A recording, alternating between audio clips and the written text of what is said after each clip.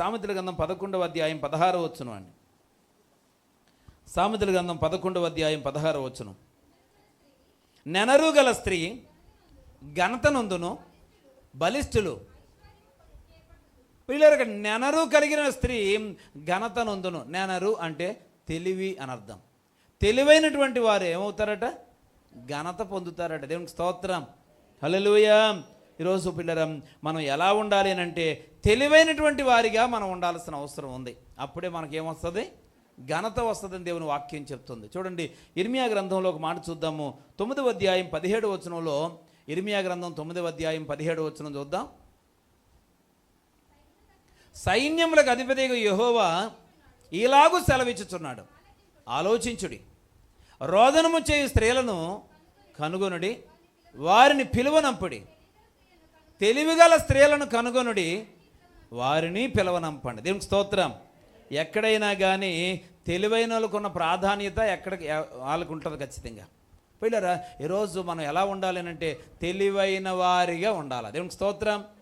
సామెతల గ్రంథం 31వ అధ్యాయంలో ఒక స్త్రీ కనపడుతుంది. పిల్లరా, ఆ వాక్యం చదవాల్సిన అవసరం లేదు, కానీ మీరు రాసుకోండి, తర్వాత చూసుకోండి. అక్కడ చూసినట్లయితే తెలివైనటువంటి స్త్రీ, జ్ఞానం కలిగిన స్త్రీ, పిల్లరా, ఏ టైంకి లేస్తుందో, ఏం చేస్తుందో, పిల్లరా, ఆ బాధ్యతలన్నీ సక్రమంగా అక్కడ వ్రాయబడ్డాయి. దేవునికి స్తోత్రం, హల్లెలూయా. పిల్లరా, చాలామంది తెలివి తక్కువ వాళ్ళుగా ఉంటారు. స్త్రీ జ్ఞానంగా ఉంటే ఆ కుటుంబానికి దీపమున్న ఇల్లులాగా ఉంటుందటండి. దేవునికి స్తోత్రం. కుటుంబానికి పిల్లల స్త్రీ ఆ యొక్క మాదిరికరంగా ఉండాలి. ఒక చక్కని ప్లాన్ ఉండగా ఆ కుటుంబాన్ని నడిపించుకోగలగాలి. ఎలా నడిపించడం అంటే అజమాయిస్తూనే కాదు, శాంతి సమాధానము ఆ ఇంటిలో ఉండునట్లుగా జాగ్రత్త పడాలి.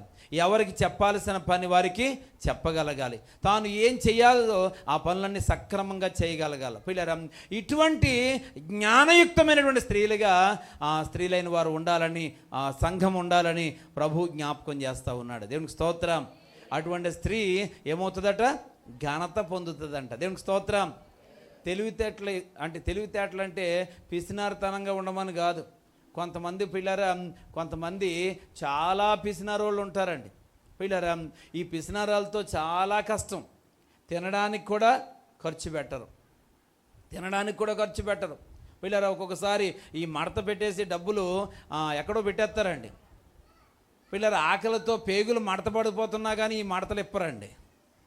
నేను మార్చామా అయిపోతాయని చెప్పి పేగులు మడత పడిపోతున్నా కానీ ఈ డబ్బులు మడత మాత్రం తీరు. పిల్లలు ఎందుకనంటే అది పిసినార్తనం. అంటే చాలాసార్లు తెలివైనటువంటి వారు ఏం చేస్తారనంటే జాగ్రత్తగా తక్కువ వచ్చినప్పుడు దాంట్లో మిగిలిస్తారు, ఎక్కువ వచ్చినప్పుడు మిగిలిస్తారు. పిల్లరా, ఎక్కువ వచ్చినప్పుడు ఎలాగా మిగిలించడానికి సాధ్యమవుతుంది? మరి తక్కువ వచ్చినప్పుడు కూడా ఎలా మిగిలించగలం?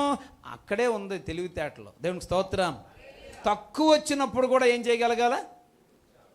ఖర్చు పెట్టేసింది కాకుండా మిగిలించగలగాల. భర్త కొంత డబ్బులు తెచ్చాడు అనుకోండి, వారం 2000 తెస్తున్నాడు, కానీ ఆ వారం 1000 రూపాయలు తెచ్చాడు అనుకోండి, 1000 రూపాయల్లో కూడా నువ్వు మిగిలించగలగాల. అది తెలివితేటలు అంటే. దేవునికి స్తోత్రం, హల్లెలూయా.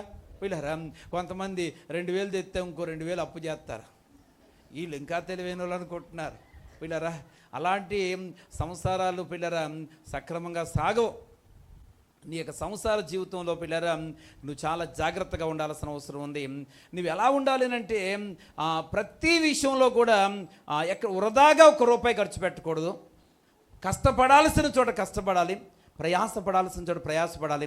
ప్రతి దాని గురించి జాగ్రత్తగా ఆలోచించగలగాల. దేవునికి స్తోత్రం కలుగును గాక. ఈరోజు వాస్తవికంగా మనం గమనించినట్లయితే పురాతన కాలంలో ఉన్నటువంటి మన పెద్దలైన వారు పద్ధతులను అయితే ఆశ్రయించారో, పిల్లల కొంచెం ఒళ్ళొంచుకొని ఆ పనులు మనం చేయగలిగితే మన ఆరోగ్యాన్ని మనం కాపాడుకోగలిగిన వారం అవుతాం. దేవునికి స్తోత్రం. సరే, మంచిది. విషయానికి వస్తే పిల్లరా, ఈరోజు పిసినారితనం కాదు. పిసినారితనం అని అంటే నోరు కట్టేసుకొని తినకుండా ఉండడం. దేవునికి స్తోత్రం. నాకు తెలిసినటువంటి ఒక యవనస్తుడు ఉండేవాడు. పిల్లరా, వాడి పరసలో ఎప్పుడూ 1000 రూపాయలకు తక్కువ ఉండవు, కానీ ఎప్పుడూ డబ్బులు లేవంటాడు.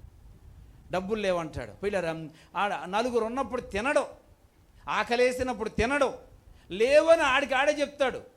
పరసలో ఉన్నా కానీ వాడి పేరు చెప్పను కానీ పిల్లరా, వాడు అంటాడు, ఆడి పేరు ఆడే చెప్పుకొని డబ్బులు లేవు అంటాడు అనుకుంటాడేమో వాడు. అస్సలు ఆహారం తినడండి, ఏమీ తినడు. ఆకలేస్తున్నా కానీ నీళ్ళు తాగుతాడు, ఎవరో ఒకరి ఇంటికి వెళ్ళి ఏమైనా ఉందా అని అడిగాన తింటాడు, కానీ ఆ డబ్బులు మాత్రం ఖర్చు పెట్టాడు. పిల్లరా, ఇలాంటి వాళ్ళు కొంతమంది ఎవరి కోసం పోగేస్తారంటే